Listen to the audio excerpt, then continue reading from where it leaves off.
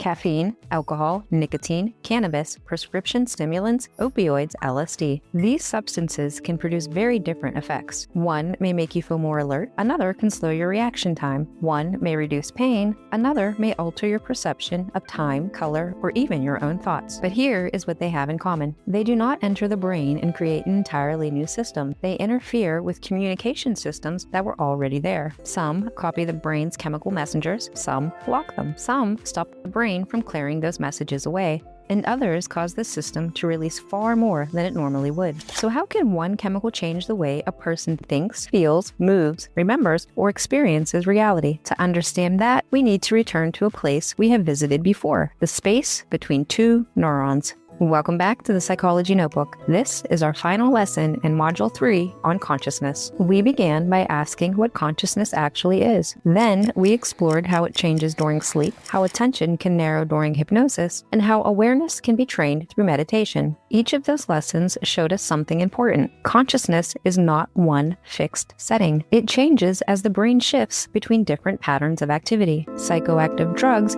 create another kind of shift. A psychoactive drug is a substance that changes brain activity in a way that can affect awareness, mood, perception, thinking, or behavior. The word psychoactive does not automatically mean illegal. Caffeine is psychoactive. Alcohol is psychoactive. Nicotine is psychoactive. Many prescription medications are psychoactive. What matters is not whether a substance is legal, illegal, prescribed, or purchased in a store. The term tells us that it can change how the brain and mind are functioning.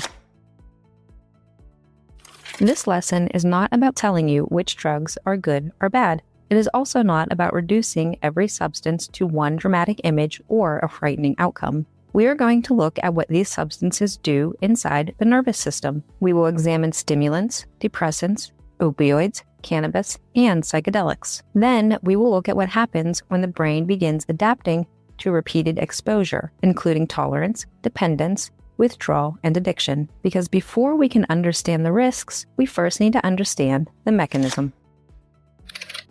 Back in Lesson 6, we learned that neurons communicate using electrical and chemical signals. An electrical signal travels down the axon of the sending neuron. When it reaches the end, chemical messengers called neurotransmitters are released. Those neurotransmitters cross a tiny gap called the synapse. Then they attach to the receptors on the receiving neuron. You can think of the neurotransmitter as a key and the receptor as a lock, but the key does not always stay in the lock forever. Once the message has been delivered, the brain needs a way to clear the signal. Some neurotransmitters are broken down by enzymes.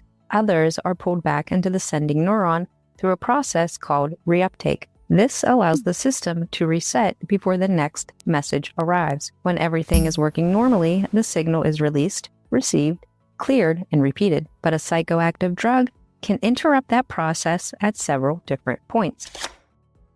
The first method is to imitate one of the brain's natural messengers. A substance that activates a receptor and produces a response is called an agonist. It acts like a copied key. The substance may not be identical to the brain's natural neurotransmitter, but its shape allows it to activate the receptor. Nicotine, for example, can activate certain receptors normally used by acetylcholine. Opioid drugs can activate receptors used by the brain's natural opioid chemicals. And THC can activate receptors that belong to the endocannabinoid system. Different keys, different locks, different effects. The second method is to block the receptor. A substance that prevents or reduces the usual receptor activity is called an antagonist. Instead of copying the key, it covers the lock. The normal messengers may still arrive, but it cannot activate the receptor in the usual way. Caffeine works this way with adenosine. Adenosine is involved in the feeling of sleep pressure that builds throughout the day. Caffeine blocks adenosine receptors, making it hard for that tiredness signal to be received. It does not remove the body's need for sleep, it temporarily hides part of the message. The third method is to interfere with reuptake. Remember, reuptake is one of the ways the brain clears neurotransmitters from the synapse. When the cleanup system is blocked, more of the neurotransmitter remain in the gap. The message continues for longer than it normally could. Cocaine, for example, interferes with transporter systems that help clear dopamine and other neurotransmitters. The brain has not necessarily produced an entirely new message. The old message is simply not being cleared normally.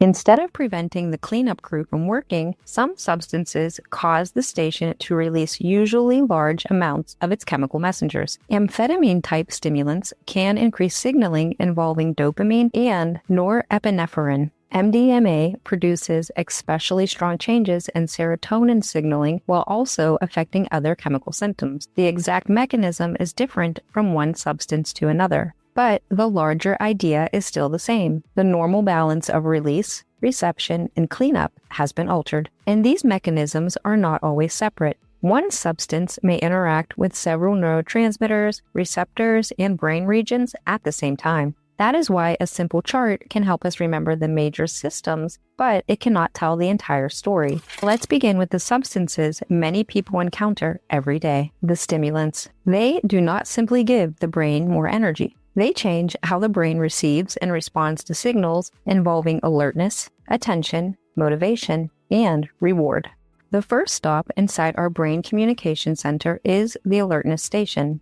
This is where signals related to attention, wakefulness, motivation, movement, and readiness for action are being coordinated. Substances that increase certain forms of activity in the central nervous system are called stimulants, but that does not mean every stimulant works by pressing one universal speed up button. Caffeine blocks a tiredness signal. Nicotine imitates a natural messenger. Cocaine interferes with the brain's cleanup system. Amphetamine-type stimulants can increase the release of certain neurotransmitters. They may belong to the same broad category, but they enter the system through different doors. Let's begin with one of the most widely used psychoactive substances in the world, caffeine. And to understand caffeine, we need to bring back someone from our sleep lesson, adenosine. Throughout the day, adenosine activity contributes to the pressure to sleep, and that signal builds. As that signal builds, the brain becomes more aware that the body has been awake for a long time.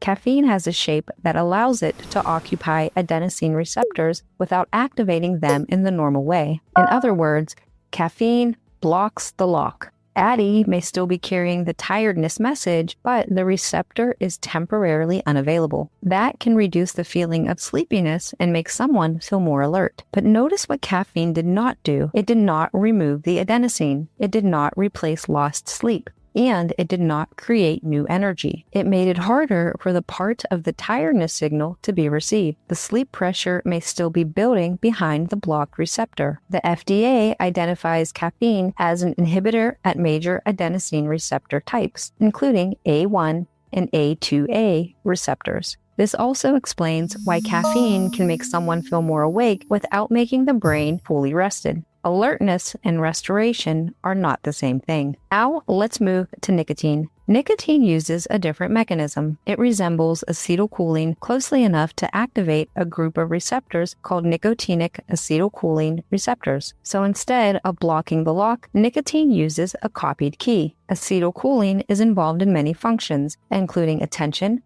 learning, arousal, and muscle activity. When nicotine activates these receptors, it can influence several other systems throughout the brain and body. That includes pathways involving dopamine, which can strengthen learning around the experience and contribute to continued use. This is an important reminder that the textbook chart shows us the primary doorway. Nicotine enters through acetylcholine receptors, but its effects do not stop with acetylcholine. Nicotinic acetylcholine receptors are an established target in nicotine research, and nicotine's effects also involve reward-related dopamine signaling. That pattern will repeat throughout this lesson. We may name one major neurotransmitter to help organize the information, but psychoactive substances rarely affect only on one chemical, one receptor, and one area of the brain. The brain is a network. When one station changes, other stations respond.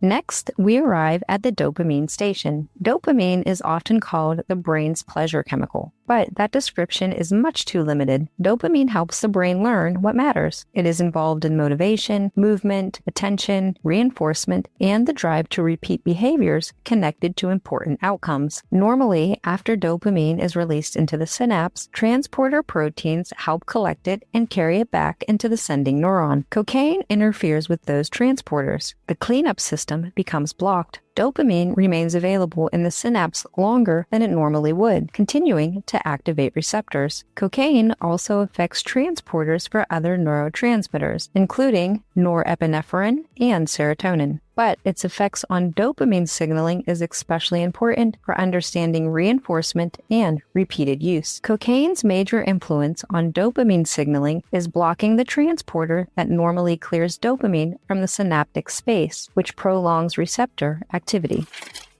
Amphetamine-type stimulants affect the station differently. Instead of only blocking the cleanup system, they can also cause more dopamine and norepinephrine to be released into the space between neurons. Methamphetamine can produce especially large changes in these signaling systems. So while cocaine largely keeps released dopamine from being cleared normally, amphetamine-type drugs can increase the amount being released while also disrupting normal transport. The final picture may look similar, with more neurotransmitter activity in the synapse, but the path that cleared it is different. Government clinical guidance distinguishes these mechanisms. Cocaine mainly blocks transporter-mediated clearance, while amphetamine-type stimulants can also increase neurotransmitter release. This distinction is worth writing down. Two substances can increase activity in the same neurotransmitter system without working in exactly the same way. The outcome does not tell you the entire mechanism. At this point, you may be wondering about prescription stimulants. How can something classified as a stimulant help a person who has difficulty controlling attention, activity, or impulses? The answer is not that the medication simply makes everyone more stimulated. These medications increase activity involving dopamine and norepinephrine in brain networks connected to attention, executive functioning, and impulse control. When the medication is properly prescribed and monitored, the goal is to support more regulated communication in those networks. Methylphenidate primarily slows the reuptake of dopamine and norepinephrine. Amphetamine medications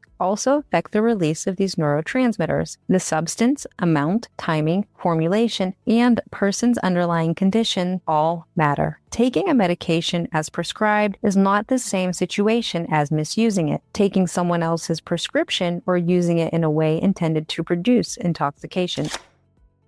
So, stimulants do not all use the same method. Caffeine blocks adenosine receptors, nicotine activates acetylcholine receptors and influences additional systems, cocaine blocks the normal clearance of dopamine and other neurotransmitters, amphetamine-type stimulants increase release and disrupt normal transport, prescription stimulants use some of the same chemical pathways, but therapeutic use takes place within a controlled treatment plan. The category tells us the general direction of the effect. The mechanism tells us how the change happens. But consciousness can also change in the opposite direction. Instead of increasing alertness and activity, some substances strengthen inhibitory signals or weaken excitatory ones. Reaction time slows, coordination changes, judgment becomes less reliable, and sometimes the first behavior to become less controlled is the person's ability to recognize how impaired they already are. The next room inside our brain's communication center controls something just as important as activity. It controls restraint. Neural communication is a constant balance between signals that make activity more likely and signals that make activity less likely. Substances that slow or reduce certain forms of central nervous system activity are called depressants, but that name can be misleading. A depressant does not necessarily make someone feel emotionally depressed. The term refers to what the substance does to activity in the nervous system, and one of the most familiar examples is alcohol. Alcohol is more complicated than the simple chart might suggest. It does not affect only one neurotransmitter. Instead, it changes communication across several brain systems. Two of the most important for this lesson are GABA and glutamate. GABA is the brain's major inhibitory neurotransmitter. You can think of GABA as part of the braking system. When GABA delivers its message, it makes the receiving neuron less likely to fire. Glutamate is the brain's major excitatory neurotransmitter. It often acts more like an accelerator, making neural activity more likely. Alcohol generally increases inhibitory effects while reducing some excitatory activity. The brake becomes stronger. The accelerator becomes less responsive. That combination helps explain why reaction time, coordination, speech, memory, and judgment can become impaired. Alcohol also affects reward circuits involving dopamine and other signaling systems, so GABA alone does not explain its effects. But this creates an interesting question. If alcohol is a depressant, why can someone initially seem louder, more excited, or more social? Because the brain does not slow down everywhere at exactly the same time. Some of the first abilities to become weaker involve judgment, restraint, and impulse control. The brain's internal editor becomes less effective. A person may talk more, take greater risks, or feel unusually confident. This can look like stimulation, but the nervous system is not becoming more controlled or more accurate. The systems that normally hold behavior back are becoming less effective. As alcohol's effects increase, slower reaction time, poor coordination, slurred speech, and difficulty maintaining balance become more visible. This distinction is worth writing down. Alcohol does not create better social skills or clearer confidence. It weakens some of the systems that normally monitor and restrain behavior. Alcohol can also disrupt the brain's ability to form new memories. The hippocampus helps stabilize new information so it can be stored and remembered later. At high levels of intoxication, a person may remain aware, speak, move, and interact with other people while the hippocampus fails to properly consolidate parts of that experience. This is the alcohol-related blackout. A blackout is not the same as passing out. When someone passes out, they lose consciousness. During a blackout, the person may still be conscious, but portions of the experience are not being transferred into lasting memory. The memories are not simply hidden. It's a complete blackout. Some of them may never have been formed in the first place. Alcohol is not the only substance classified as a depressant. Some medications are designed to reduce excessive nervous system activity. Benzodiazepines, for example, may be prescribed for conditions such as anxiety, insomnia, or seizures. They increase the effect of GABA at a specific type of receptor, helping reduce neural excitability. When prescribed and monitored appropriately, these medications can have legitimate medical uses, but they can also produce sedation, physical dependence, and withdrawal. Abruptly stopping a benzodiazepine after the body has adapted can be dangerous, which is why discontinuation should be managed with a healthcare professional. The FDA requires boxed warnings describing risks that include misuse, addiction, physical dependence, and potentially serious withdrawal reactions. One of the most important safety principles in this lesson is that depressants do not reliably balance one another. Their effects can combine. Alcohol, benzodiazepines, and opioids influence the nervous system through different receptor systems, but all can suppress activity involved in essential functions. When they are combined, the danger is not limited to feeling unusually sleepy. Breathing can become dangerously slow or stop. The effects may be stronger than someone expects because the substances can amplify one another rather than merely adding together. Federal health guidance warns that combining alcohol with benzodiazepines or opioids can increase the risk of severe respiratory depression, overdose, coma, and even death.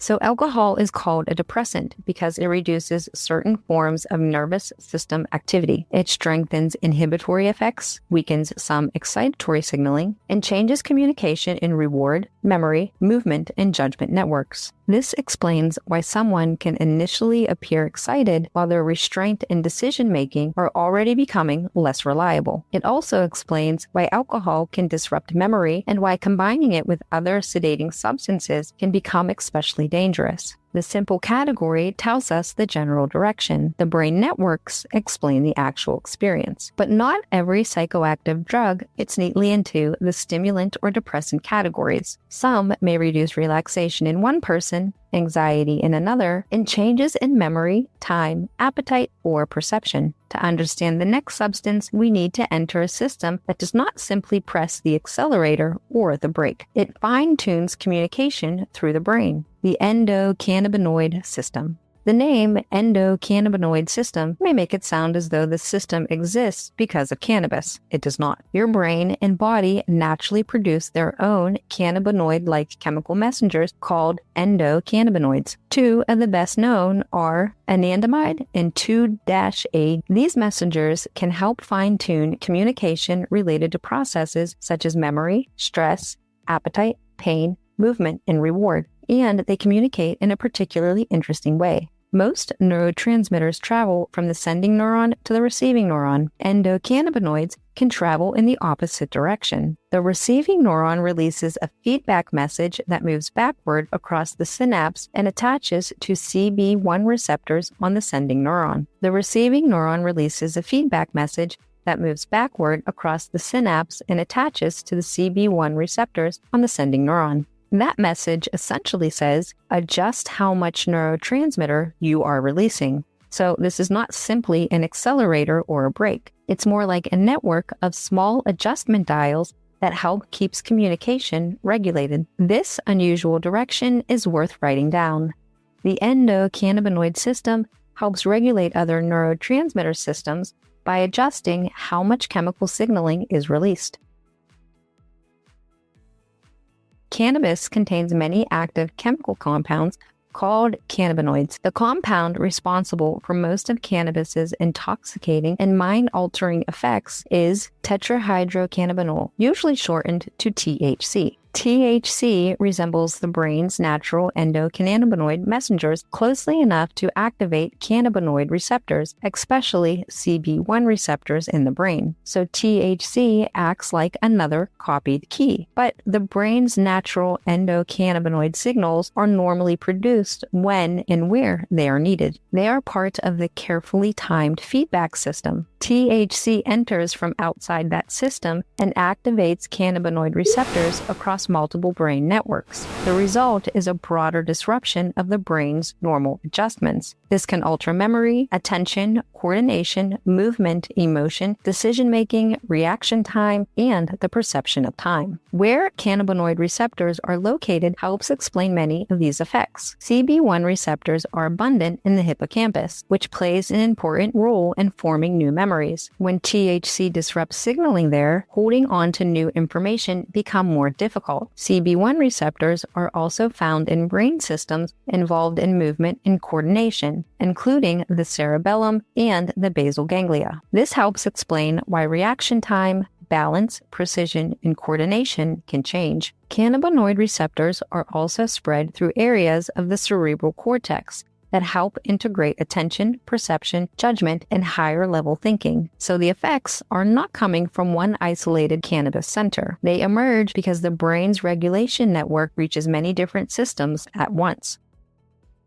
This is also why feeling capable of driving is not the same as being unimpaired. Driving requires attention, coordination, judgment, accurate perception, and rapid decision-making. Cannabis can interfere with all of these abilities, and combining cannabis with alcohol may increase impairment further. Cannabis does not produce exactly the same experience in every person or situation. One person may report relaxation, another may experience anxiety, disorientation, panic, or paranoia. The effects can change based on the amount of THC, the concentration of the product, previous experience, age, individual biology, expectations, the surrounding environment, and whether other substances are present. This is another example of why a drug's name alone cannot predict the entire experience. The substance matters, the person matters, and the situation matters. It is also important not to treat every cannabinoid as though it produces the same effect. THC is intoxicating and mind-altering. Cannabidiol, or CBD, does not produce the same intoxicating effect, but not intoxicating does not mean that every CBD product is proven safe, accurately labeled, or free from interactions. There are approved cannabinoid-based medications for specific medical conditions, but a standardized medication is not the same thing as every product sold with a cannabis or CBD label. So, cannabis does not simply press the accelerator or strengthen the brake. THC enters a feedback system that normally fine-tunes communication through the brain. By activating cannabinoid receptors, it can change how memory, coordination, attention, emotion, and time perception are regulated. That is why cannabis does not perfectly into only one traditional drug category. Its effects can overlap with depressants, stimulants, and hallucinogens, depending on the person, the substance, and the situation. The next substances also use copied keys, but instead of entering a system that fine-tunes memory, movement, and attention, they activate receptors involved in pain relief, reward, stress, and survival. The brain already produces its own opioid chemicals, but when powerful external substances activate those receptors, pain may decrease while another essential function begins slowing down. Before opioid drugs existed, your brain already had an opioid system. The body produces its own opioid-like chemical messengers, including endorphins, enkephalins, and dynorphins. These natural messengers attach to opioid receptors in the brain, spinal cord, and other parts of the body. They help regulate pain, stress, reward, and emotional responses. You can think of the endogenous opioid system as part of the brain's built-in pain management network. When the body is injured or under intense stress, natural opioid signaling can reduce how strongly pain signals are experienced. But these chemicals do not simply erase every pain signal. They adjust how pain information is transmitted and interpreted. You may also hear the words opioid and opiate used as though they mean exactly the same thing. An opioid is a broader category. It includes naturally derived substances, partly synthetic substances, and fully synthetic substances that act on opioid receptors. For this lesson, we will use the broader term opioids. Opioid drugs enter this natural system by activating opioid receptors. Once again, we are seeing an agonist. A copied key enters a lock that the brain already uses. There are several types of opioid receptors, but the mu opioid receptor is essentially important for understanding pain relief, reward, sedation, and slowed breathing. Prescription pain medication such as morphine and oxycodone act on opioid receptors. Heroin and synthetic opioids such as fentanyl enter the same broad receptor system. The brain does not label one key medicine and another a legal drug. It responds to the chemical interaction taking place at the receptor. The context still matters greatly. A medication taken as prescribed and monitored for pain is not the same behavior as misusing a medication or using an unregulated substance, but the underlying receptor system is related. When opioid receptors are activated along pain pathways, the transmission and experience of pain can decrease. That is why opioids can have an important medical role in certain situations, but opioid receptors are also connected to circuits involved in motivation, reinforcement, and reward. When a substance produces powerful relief, the brain can learn that the substance is important, and relief itself can be reinforcing. A person does not always continue using a substance simply to pursue pleasure. They may be trying to escape pain, distress, withdrawal, or the return of an uncomfortable internal state. This is the one reason addiction cannot be explained by the phrase, "they just wanted to feel good." The learning system is responding to both rewards and relief. This distinction is worth writing down. Negative reinforcement does not mean punishment. It means that a behavior becomes stronger because something unpleasant is removed or reduced.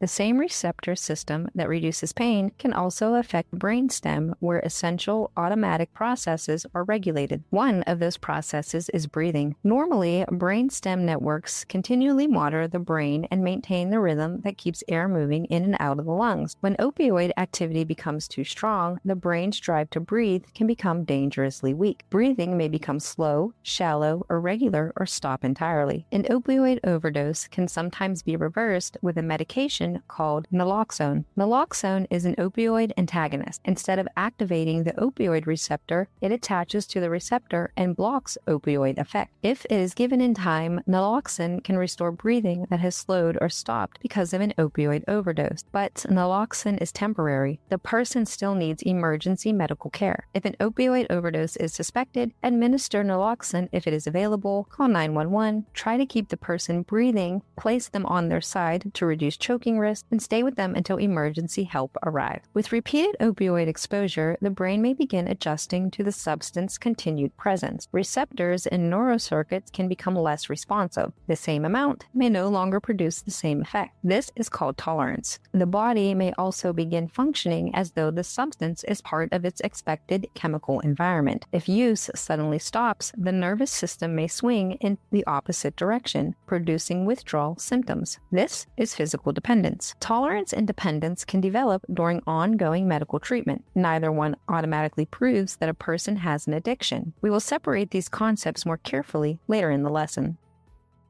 So opioids enter a system the brain already uses to regulate pain, stress, and reward. They activate opioid receptors and can reduce the experience of pain. But those receptors are also connected to reinforcement, sedation, and the brain's control of breathing. The same copied key that reduces pain can become dangerous when receptor activity grows strong enough to suppress respiration. And naloxone works because it blocks the lock. Opioids change consciousness partly by quieting brain and slowing activity.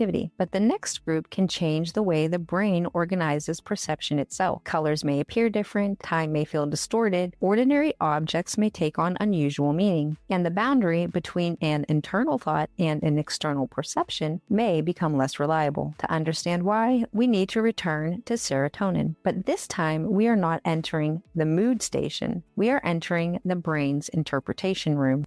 Every second, your brain receives an enormous amount of information. Light reaches the eyes, sound reaches the ears, signals arrive from the body. Memories, expectations, and emotions add meaning to what you are experiencing. But perception is not a perfect recording of the outside world. The brain selects information, organizes it, compares it with previous experience, and constructs an interpretation. Classical psychedelics can temporarily alter that process. They may change how sensory information is organized, how attention moves, how time is experienced, and how much meaning a person attaches to an ordinary thought or object. So psychedelics do not simply add strange pictures to an otherwise normal mind. They can change the way the brain constructs the experience itself. Psychedelic drugs can temporarily produce major changes in mood, thought, perception, and a person's sense of reality. To understand classical psychedelics such as LSD and psilocybin, we need to return to serotonin. Serotonin is often described as a mood chemical, but serotonin is involved in much more than mood. It influences sleep, appetite, attention, learning, emotional processing, and the way information moves through different brain networks. And serotonin does not use only one type of receptor. There are many serotonin receptor families, and each can produce a different response. Classical psychedelics interact with several receptors, but one is especially important, the 5-HT2A receptor. LSD and psilocin, the active form produced from psilocybin, act as agonists at 5-HT2A receptors. These receptors are especially common in areas of the cerebral cortex involved in integrating perception, thought, and meaning. These receptors are especially common in areas of the cerebral cortex involved in integrating perception, thought, and meaning. This distinction is worth writing down. Classical psychedelics do not add more serotonin to the synapse. Their defining mechanism involves activating particular serotonin receptors, especially 5-HT2A. Activating these receptors changes the activity of cortical neurons in the way larger brain networks communicate. Systems that normally maintain relatively stable boundaries may begin sharing information in less typical ways. Visual signals may interact more strongly with emotion or memory. Thoughts may feel unusually vivid or important. Time may seem seem to move slowly, rapidly, or lose its usual structure. A person may notice patterns that ordinarily would have been ignored. They may also misinterpret ambiguous information or have difficulty separating an internal association from what is actually happening around them. Researchers are still studying exactly how these receptor-level changes produce full experience, but evidence strongly supports 5-HT2A receptor activation as central to the acute psychedelic effect of LSD, psilocybin, and other classical psychedelics. The word hallucinogen can also create a misleading picture. People sometimes imagine that psychedelic use always means seeing completely formed people or objects that are not present. That can occur, but many reported effects are better described as perceptual distortions. Colors may appear more intense. Stationary patterns may seem to move. Sounds may feel unusually layered. The size or distance of an object may seem altered. Someone may experience vivid imagery while their eyes are closed. The larger category includes changes in perception, thought, emotion, and the sense of self, not just visual hallucinations.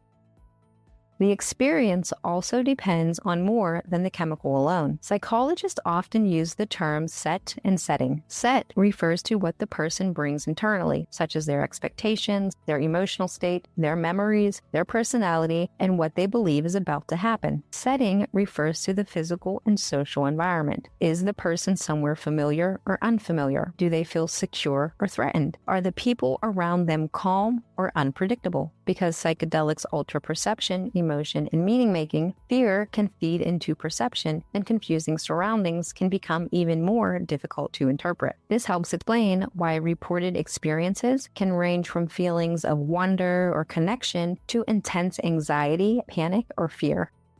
You may have also heard about psychedelics being studied as possible treatments for mental health conditions. That research takes place in controlled settings with carefully selected participants, standardized substances, preparation, professional supervision, and follow-up care. Clinical study is not the same situation as taking an unknown substance in an uncontrolled environment. Research into possible medical benefits does not mean that every substance, product, person, or setting is safe. NIDA continues to support research examining whether certain psychedelic drugs may have therapeutic value when used within structured medical settings. MDMA is often placed beside hallucinogens, but it does not fit neatly into the classical psychedelic category. It is chemically related to amphetamines and produces stimulant-like effects. It can increase alertness, energy, heart rate, and body temperature. It may also mildly alter visual or time perception, but one of its most recognizable effects involves changes in emotional openness, social connection, and sensitivity to other people. Because of this unusual combination, MDMA is sometimes described as an actogen or an empathogen. That means a substance is associated with feelings of emotional closeness or interpersonal openness.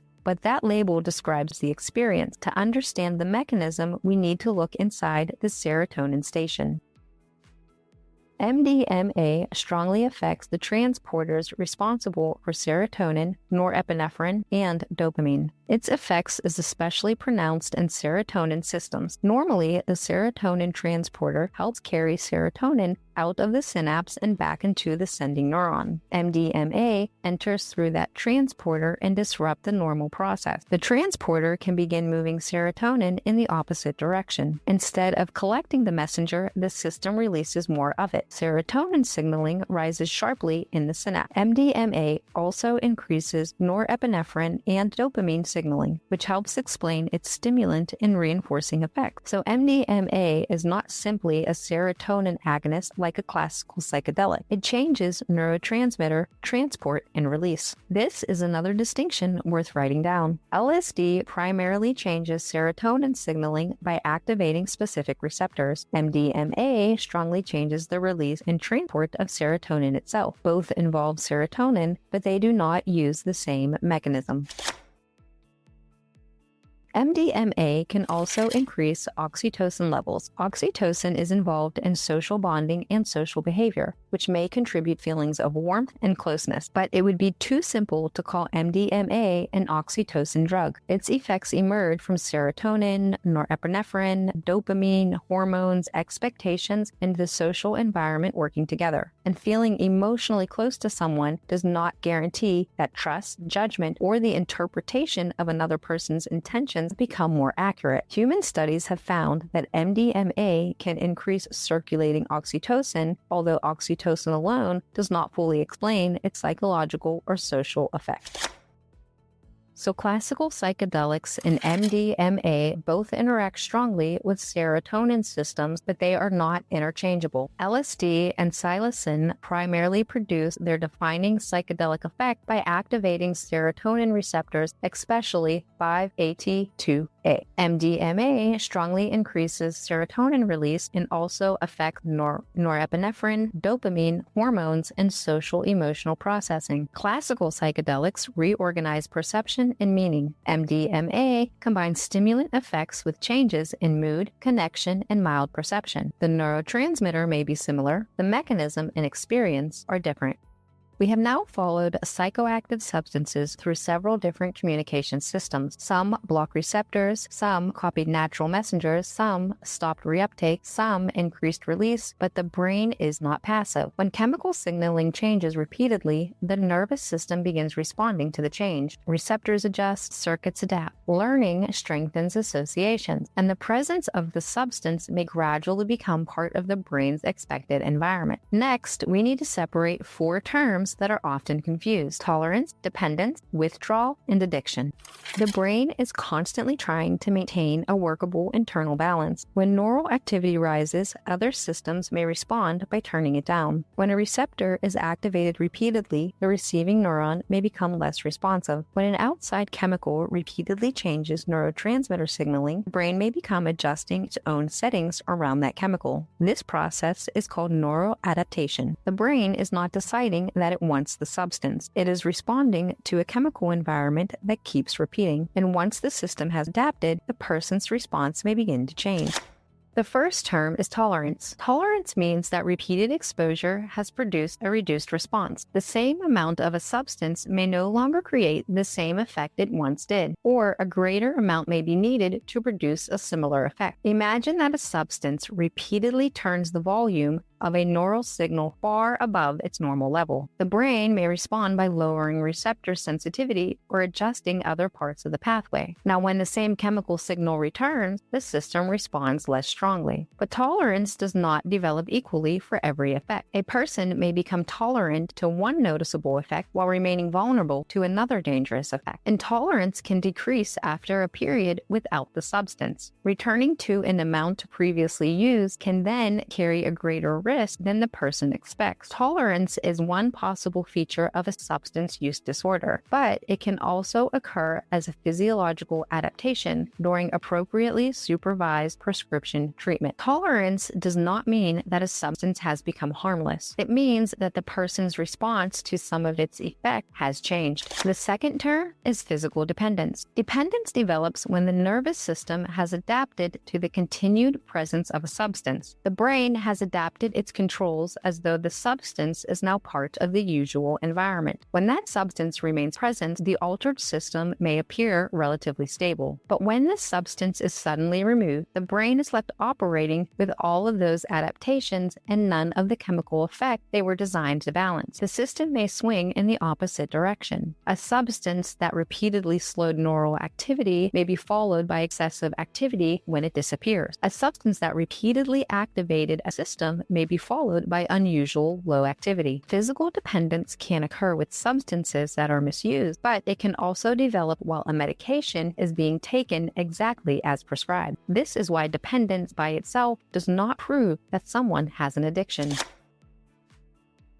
The symptoms that appear when an adapted nervous system no longer receives substance are called withdrawal. Withdrawal is not one universal experience. The symptoms, timing, and level of danger depend on the substance, the pattern of exposure, the person's health, and other factors. Withdrawal may involve changes in sleep, mood, pain, digestion, concentration, heart rate, nervous system activity, and other bodily functions. With some substances, withdrawal is primarily uncomfortable. With others, it can become medically dangerous. Suddenly stopping heavy, prolonged alcohol use can lead to seizures and other potentially life-threatening complications. Abruptly stopping benzodiazepines after dependence has developed can also cause severe reactions, including seizures. This is why people who may be physically dependent on alcohol, benzodiazepines, opioids, and other medications should seek professional guidance rather than making abrupt changes alone. So far, we have three related but different ideas.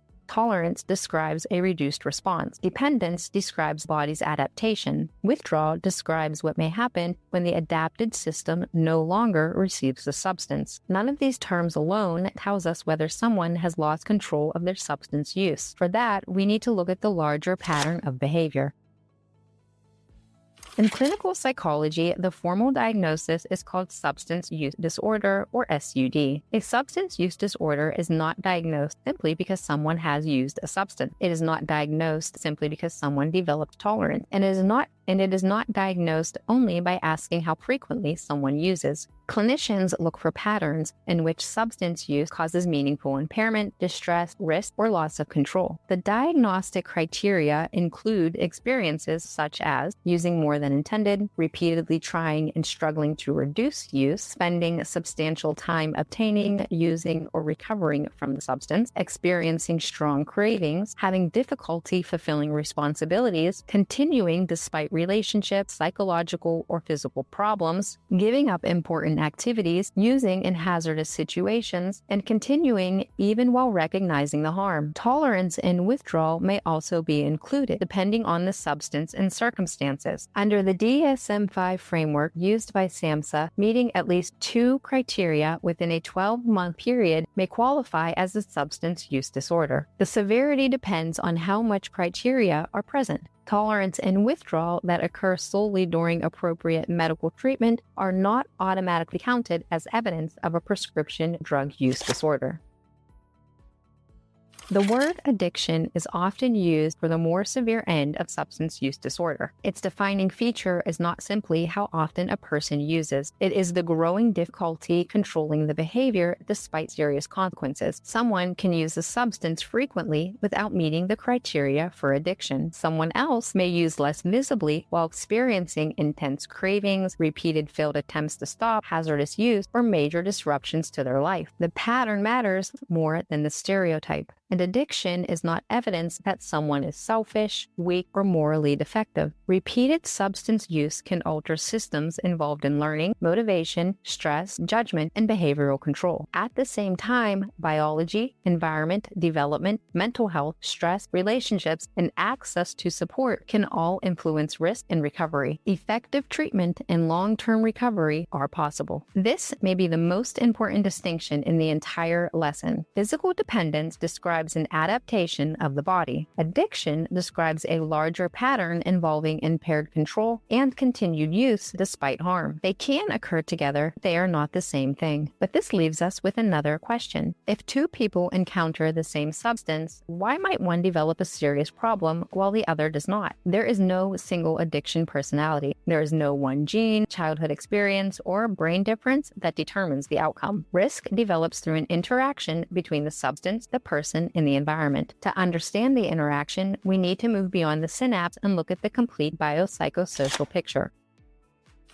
When we ask why some people develop substance-related problems and others do not, it can be tempting to search for one simple cause. Maybe it's genetic, maybe it is stress, maybe it is the substance itself. But addiction does not have one universal starting point. Risk develops through an interaction between biological vulnerability, psychological experience, the surrounding environment, and the properties of the substance. These factors do not work like a checklist where one item guarantees an outcome. They change probability. A risk factor makes a problem more likely. A protective factor makes it less likely. Neither one determines a person's future. Risk and protective factors can operate across the individual, family, peer, school, community, and the broader social environment. Biological factors include genetics, age, metabolism, physical health, brain development, and individual differences in how strongly someone responds to a substance. Genes can influence traits such as sensitivity to reward, impulsivity, stress reactivity, metabolism, and vulnerability to particular substance use disorders. But there is no single addiction gene. A person may inherit a greater or smaller vulnerability, not a predetermined outcome. Biology can also affect how a substance moves through the body. The same amount may produce different effects depending on body composition, metabolism, medications, sleep, health conditions, and previous exposure.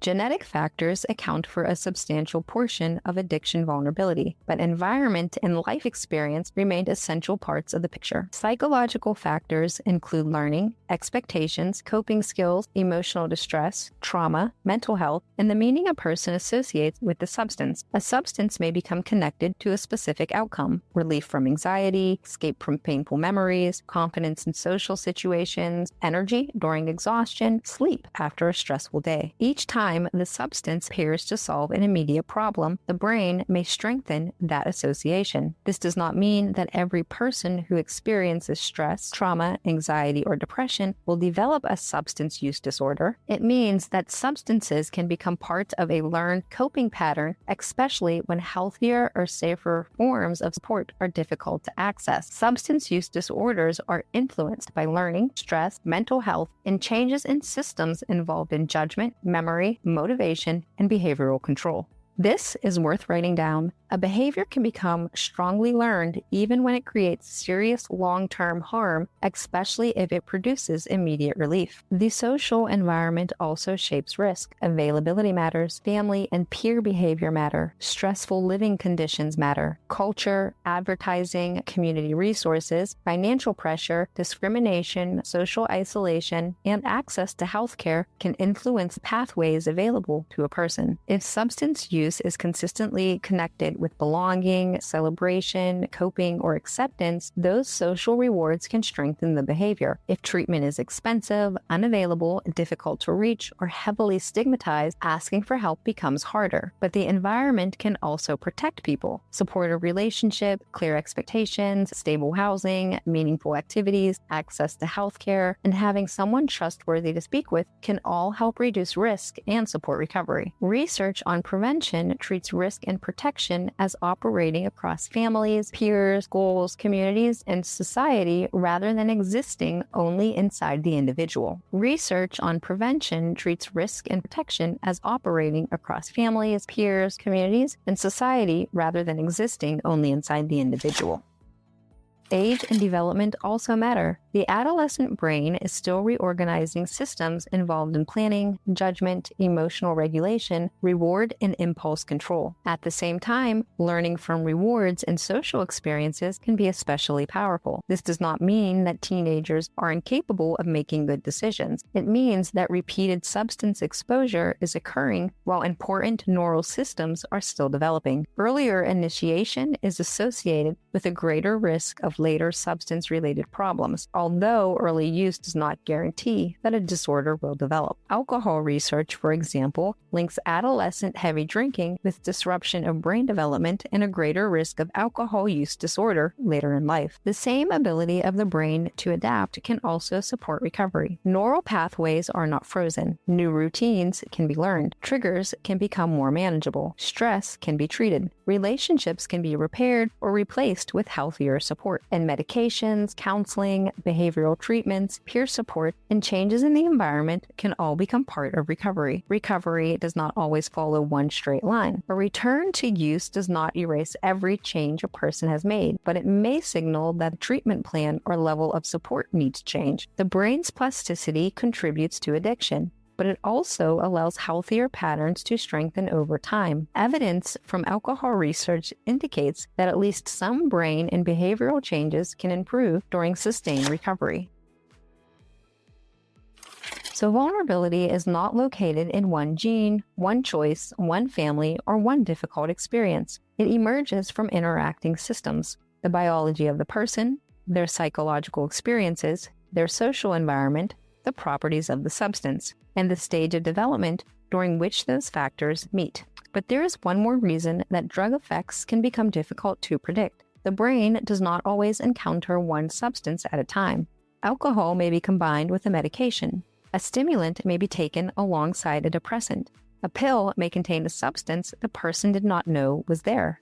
And when several chemicals enter the communication center together, their effects do not simply cancel one another out. Next, we need to look at polysubstance use and why mixing drugs can make the outcome more dangerous and less predictable.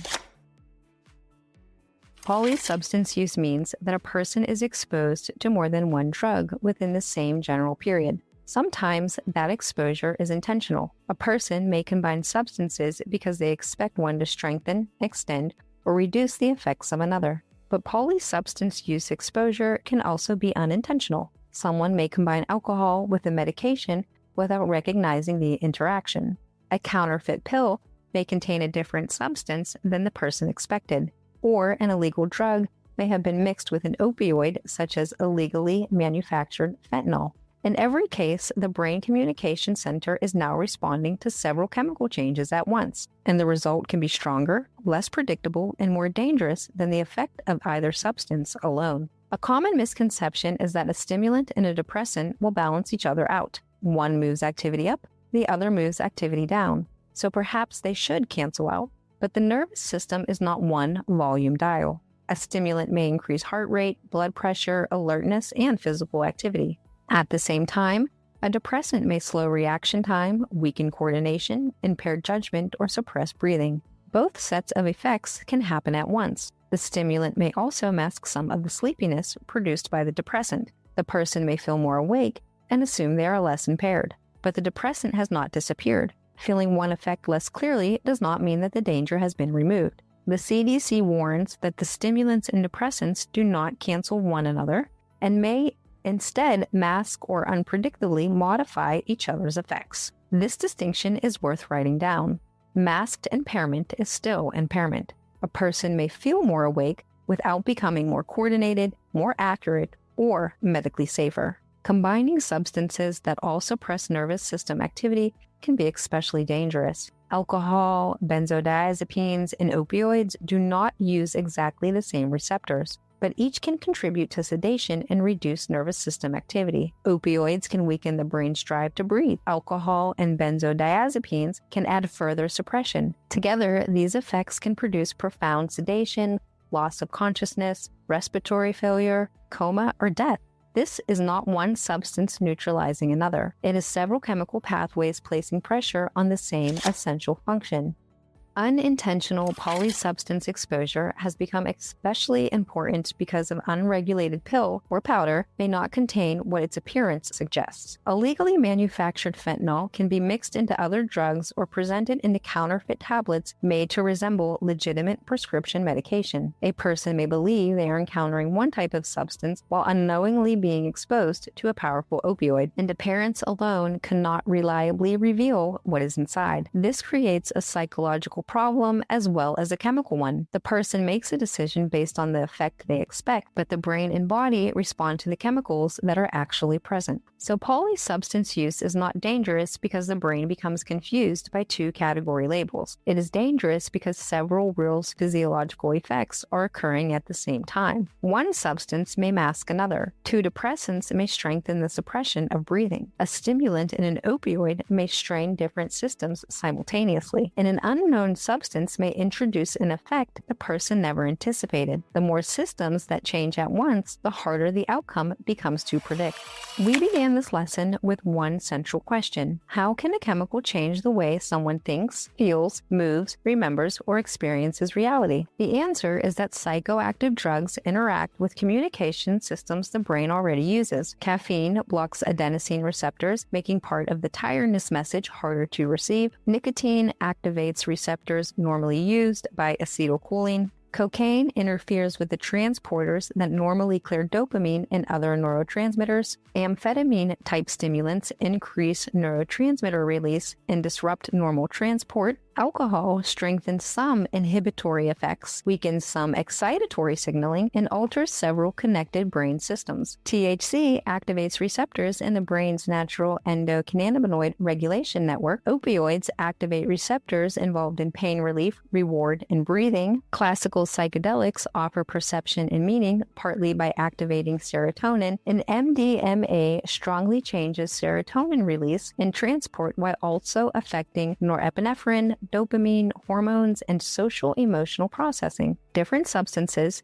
different receptors, different mechanisms. But in every case, the drug enters the system that was already there. But the brain does not remain unchanged when these signals occur repeatedly. It tries to restore balance. That adaptation can contribute to tolerance. The body may begin expecting the substance, creating physical dependence. Withdrawal may appear when the adapted system no longer receives it. And for some people, substance use can become increasingly difficult to control despite serious harm. That larger pattern is substance use disorder. Not every person who uses a psychoactive substance develops a disorder. Not every person with tolerance or dependence has an addiction. Risk emerges through the interaction of biology, learning, development, mental health, social experience, environment, and the substance itself. And because these factors can change, treatment and recovery are possible. SAMHSA describes recovery as a personal process supported through multiple pathways, which may include clinical care, medication,